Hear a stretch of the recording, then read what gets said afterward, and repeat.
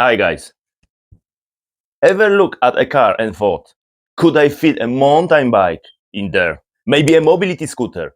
Or how about that flat pack jungler from IKEA? Well, wonder no more.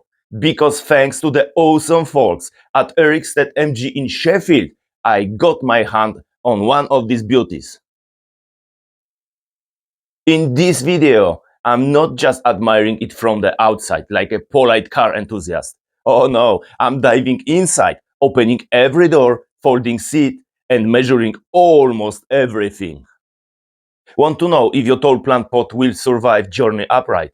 Or how wide the rear seats are for, say, spontaneous road trip with 3 grown adults and a golden retriever? I have got you covered. So buckle up, grab your measuring tape, or don't. I have done it for you. And let's find out what really fits in this MG.